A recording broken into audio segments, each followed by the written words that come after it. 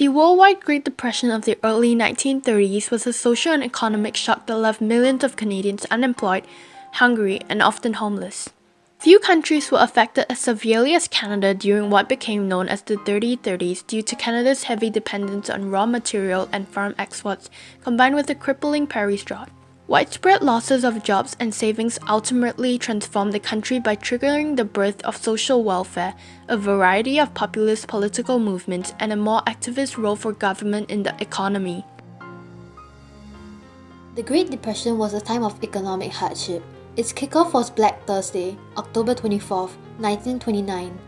That's when traders sold 12.9 million shares of stocks in one day. It was triple the usual amount. Over the next 4 days, stock prices fell 23%. The day the stock market crashed, October 29, 1929, became known as Black Tuesday. During the 1920s, many people dreamed of getting rich, so they invested heavily in the stock market. They bought plenty of stocks when their price was low and sold those stocks when the price is high. On Black Tuesday, many people who had invested in the stock market lost everything in the crash. The stock market crash was perhaps the single most dramatic event that signaled the beginning of the Depression. The crash began a 10-year economic slump that affected all the Western industrialized countries. Many believe the Great Depression began with the stock market crash of October 1929. However, there was a variety of things that caused the Great Depression. The Great Depression lasted from 1929 to 1941. So what caused the economy to spiral down? Overproduction. Overproduction was the very beginning of the economic decline. Factories and farms were producing more goods than the people could afford to buy. Prices fell, factories closed, and workers were laid off.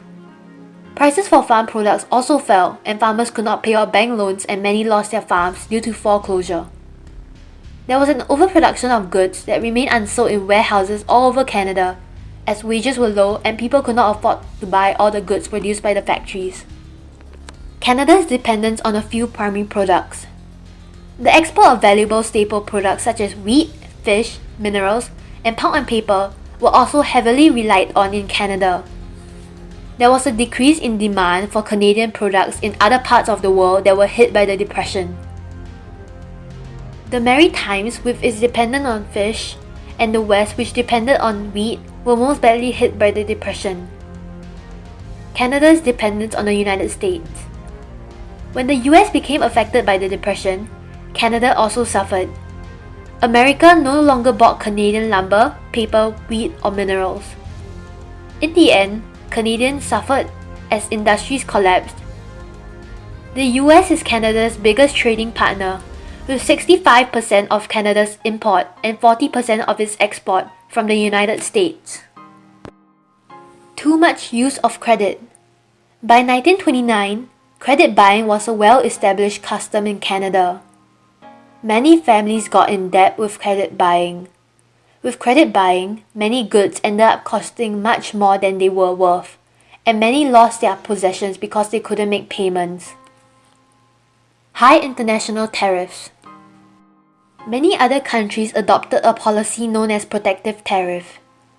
In order to protect their industries at home, many countries charged high tariffs on foreign goods. Other countries would also do the same, and soon, trade between nations began to slow down around the world. High tariffs would choke off international trade. Overinflated value of businesses on the stock market. Because many people believed that the good times would last forever, they invested heavily in the stock market. The government's response. During the Depression, the provincial and municipal governments were already in debt after an expansion of infrastructure and education during the 1920s. It thus fell to the federal government to try to improve the economy. When the Depression began, Mackenzie King was Prime Minister.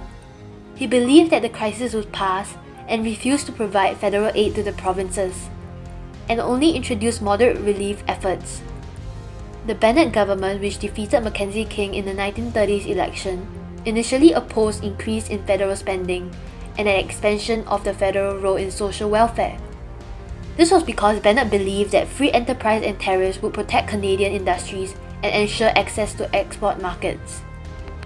In response, the Depression spawned a variety of political reform movements, particularly at the provincial level, which advocated the use of the state to initiate recovery. The reforms included the inflationary social credit theories of Alberta's Premier William Eberhard, the Work and Wages Program of British Columbia Premier T. Dufferin Petullo, and the democratic socialism of J.S. Woolford.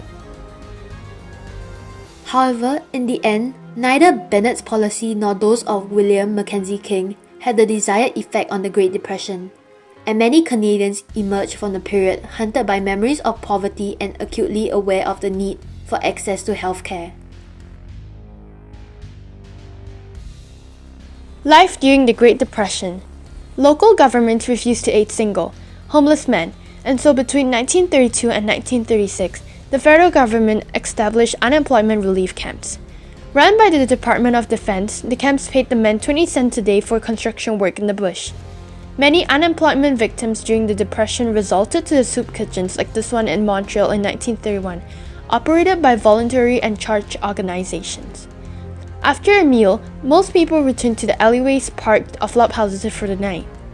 The Prairie Dry Belt was unwisely opened for homesteading and was struck by successive droughts in the 1920s that contributed to the hardships during the Depression. Crops died, strong winds create dust. Child labor was also seen during the Great Depression. Children often worked long hours in dangerous factory conditions for very little money.